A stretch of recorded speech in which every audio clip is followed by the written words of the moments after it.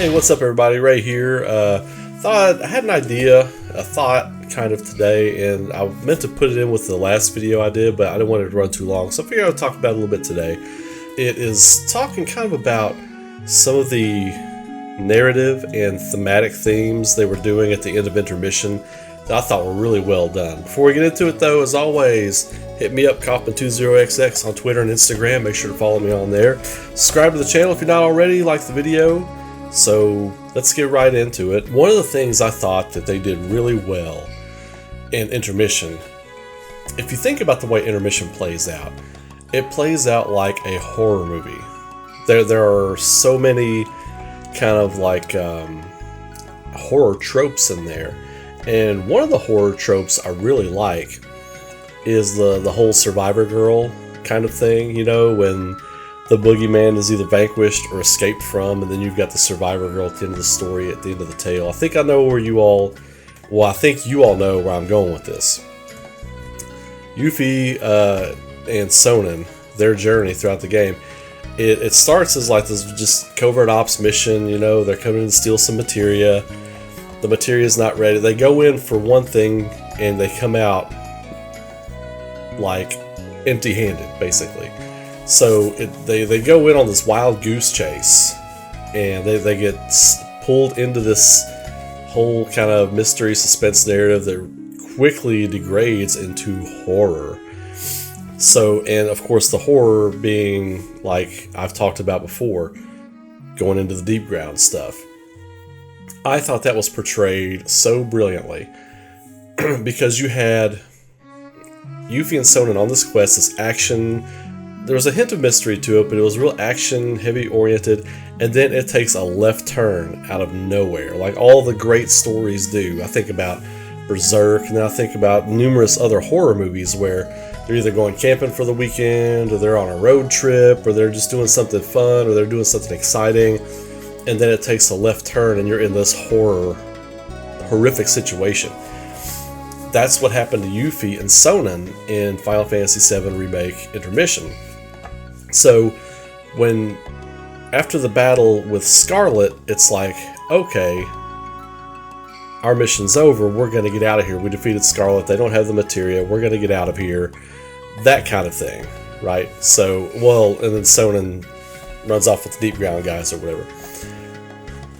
The introduction of Weiss and Nero into the story, the way they introduced them, it was dark, it was foreboding. That whole area had this Resident Evil kind of feel to it, and I thought it was brilliantly done, portraying Nero as this boogeyman. Like when Yuffie and Sonnen run up to him, he's just like standing sideways, not even making eye contact with them, in the middle of all this field of darkness he's created.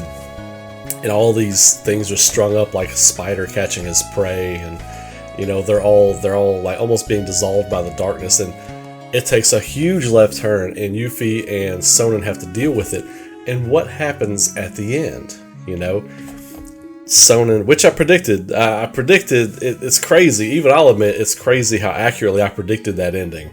Like I still can't believe it. But Sonnen realizing they're not gonna get away, he sacrifices himself so that Yuffie can get away and become kind of the survivor girl. And then it's not like it's not that I don't think Nero couldn't have gotten her. I think he could have. I think he wanted to leave her with that terror.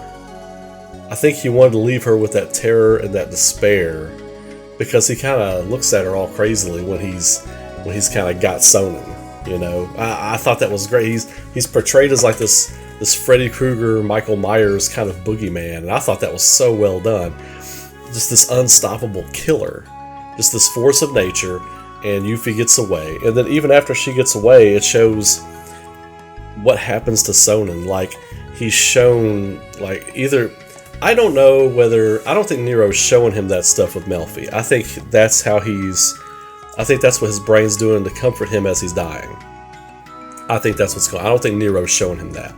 But the fact that happens, and then he is mercilessly pieced up by Nero, like the shards of darkness coming out of him, the two stabs through the lungs and through the gut, you know, skewering him. It was brutal. It was horror movie quality brutal. And just the way he takes him out, he just falls face down. Like after this huge fight and giving everything he could, he just was not enough to stand against this unstoppable killer. And then Yuffie gets away, and of course, Nero pulls him into the darkness like a true boogeyman. He's portrayed like the boogeyman. He pulls him into the darkness, and then no evidence, no body, no evidence. And then Yuffie, of course, she's on the top level. She's full of despair. She's full of fear. She's fearful, and she's running basically for her life. She's scared. She's mad.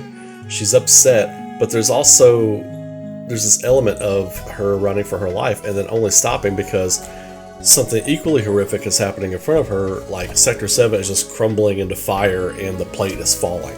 It's the first time in Remake that we saw kind of like that portrayed in...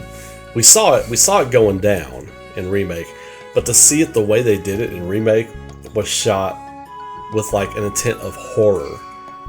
It was horrifying. So for me, Final Fantasy VII Remake has a lot of touches of horror, and the end of Remake, or the end of Intermission, the cutscene we get with Aerith and everybody, I've seen everybody talking about the rain, what does it mean, and the storm, and I don't think, it could be something literal, right? It could absolutely be something literal. It could be the past and the present converging, and whenever storm fronts converge, they create a powerful thunderstorm. That's what happens when a cold front and a warm front converge, they create a thunderstorm. So the storm could be symbolizing the past and the present gradienting together into a new reality. But I think there's something more to it. I think there's more of a storytelling aspect to it. If you think about the shot there at the end where Aerith and everybody are walking toward Calm, it's kind of the last shot you get with them. And then in the background you see the lightning, and it's been raining, and it pans up to Calm. It has a sense of foreboding to it. It really has a sense of foreboding to it, almost like a Stephen King movie. Almost like a Stephen King movie where they're going into a place that is not good for people to be at, But I don't think there's anything horrific happening in Calm, but as we know, that is where we get the story. That is where we get the story. Cloud talking about his version of events that happened in Nibelheim. So it could be a bit of foreshadowing. The storm itself, I feel like, is foreshadowing. Aerith's bad feeling in her gut. Whenever you get a bad feeling about something, it means bad things are getting ready to happen. So I say, and of course the bad feeling in her gut could have something to do with Zack. Everybody's going to go the literal route. So I'm going to give you all a figurative route. I'm going to give you all something less tangible and more kind of narrative based, kind of artistic interpretation. What else that could mean. It could be something very literal, but I want to give you all a take, because everybody's going to say what it literally means, and I think a lot of what Remake does is not literal. I think a lot of what Remake does is artistic interpretation, leaving you to interpret maybe what's going on there with a real purpose behind it, but what's going on underneath the different layers. Tetsuya Nomura, Kazushika Nojima, one is a writer, one is an artist, but they're both excellent storytellers in their medium and what they do. So there is naturally going to be a lot of artistic interpretation of what's going on.